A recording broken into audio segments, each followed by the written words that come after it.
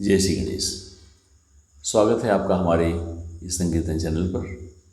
आज मैं आपको श्रावण शुक्ल पक्ष की पुत्रदा एकादशी के बारे में, उसके महात्म्य के बारे में बताऊंगा, जिसे आप अवश्य सुने। और इस एकादशी के व्रत का फल तो है ही है, किंतु इस एकादशी के महात्म्य सुनने का भी फल है, इसलिए आप इसे अवश्य सुने। युधिष्ठिर ने भगवान कृष्ण से कहा कि मधुसूदन, श्रावण के शुक्ल पक्ष में किस नाम की एकादशी होती है, मेरे सामने उसका वर्णन करें। भगवान कृष्ण ने कहा, राजन, प्राचीन काल की बात है। द्वापर युग के प्रारंभ का समय था। महिष्मतीपुर में राजा महिजीत अपने राज्य का पालन करते थे, किंतु उन्हें कोई पुत्र नहीं था। इसलिए वह राज्य उन्हें सुखदायक नहीं प्रतीत होता था। अपनी अवस्था अधिक देख राजा को बड़ी चिंता हुई। उन्होंने प्रजा वर्ग में बैठकर इस प्रकार कहा, प्रजाजनों, इस जन्म में मुझसे कोई पातक नहीं हुआ। मैंने अपने खजाने में अन्याय से कमाए हुए किसी धन का संचय नहीं किया। ब्राह्मणों और देवताओं को भी हमने कभी धन नहीं लिया। प्रजा का पुत्रवत पालन किया, धर्म से पृथ्वी पर अधिकार जमाया तथा दुष्टों को वे बंधु और पुत्रों के समान ही क्यों न रहे हों दंड दिया। शिष्ट पुरुषों का सदा सम्मान किया और किसी को देश का पात्र नहीं समझा। फिर क्या कारण है जो मेरे घर में आज तक पुत्र उत्पन्न नहीं हुआ? आप लोग इसका विचार करें। राजा के ये वचन सुनकर प्रजा और पुरोहितों के साथ ब्राह्मणों ने उनके हित का विचार किया और गहन वन में प्रवेश किया।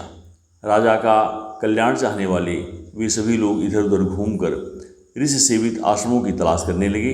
इतने में ही उन्हें मुनिश्रेष्ठ लोमस मुनि का दर्शन हुआ। लोमस जी धर्म के तत्वज्ञ, संपूर्ण शास्त्रों के विशिष्ट विद्वान, दीर्घायु और महात्मा हैं।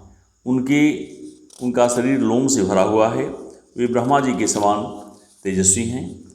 एक एक कल्प बीतने पर उनके शरीर का एक एक लोम विशीर्ण होता है, यानी टूट कर गिरता है, इसलिए उनका नाम लोमस हुआ है। वे महामुनि तीनों कालों की बातों को जानते हैं। उन्हें देखकर सब लोगों को बड़ा हर्ष हुआ। उन्हें निकट आया देख लोमस जी ने पूछा, तुम सब लोग किस लिए यहाँ आए हो? अपने आगमन का कारण बताओ। तुम लोगों के लिए जो हितकर कार्य होगा उसे मैं अवश्य करूँगा।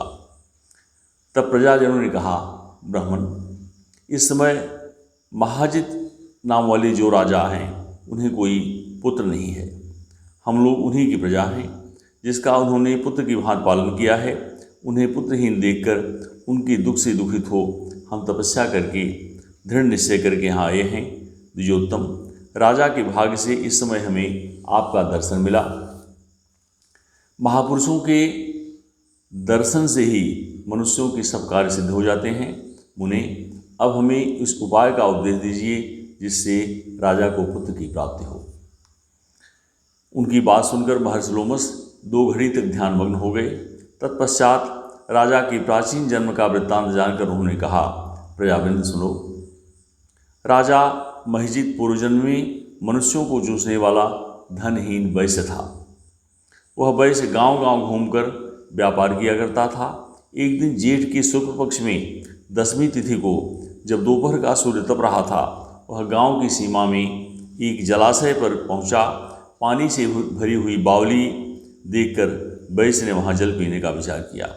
इतने में ही वहां बछड़े के साथ एक गौ माता भी आ पहुंची। वह प्यास से व्याकुल और ताप से पीड़ित थी, अतः बावली में जाकर जल पीने लगी। वैश्य ने पानी पीती हुई गाय को हाँककर दूर हटा दिया और स्वयं पानी पिया। उसी पाप कर्म के कारण राजा इस समय पुत्रहीन हुए हैं। किसी जन्म के पुण्य से इन्हें अकंटक राज्य की प्राप्ति हुई है। प्रजा ने कहा, मुने, पुराण में सुना जाता है कि प्रायश्चित स्वरूप पुण्य से पाप नष्ट हो जाता है। अतः पुण्य का उपदेश दीजिए जिससे इस पाप का नाश हो जाए। लोमस ने कहा, प्रजाजनों, श्रावण मास के शुक्ल पक्ष में जो एकादशी आती है वह पुत्रदा के नाम से विख्यात है। वह मनोवांछित फल प्रदान करने वाली है। तुम लोग उसी का व्रत करो। यह सुनकर प्रजाओं ने मुनि को नमस्कार किया और नगर में आकर विधिपूर्वक पुत्रदा एकादशी के व्रत का अनुष्ठान किया। उन्होंने विधिपूर्वक जागरण भी किया और उसका निर्मल पुण्य राजा को दे दिया। तत्पश्चात रानी ने गर्भ धारण किया और प्रसव का समय आने पर बलवान पुत्र को जन्म दिया। इसका महात्म सुनकर मनुष्य पाप से मुक्त हो जाता है तथा इहलोक में सुख पाकर परलोक में स्वर्गीय गति को प्राप्त करता है। बोलिए वृंदावन बिहारी लाल की जय।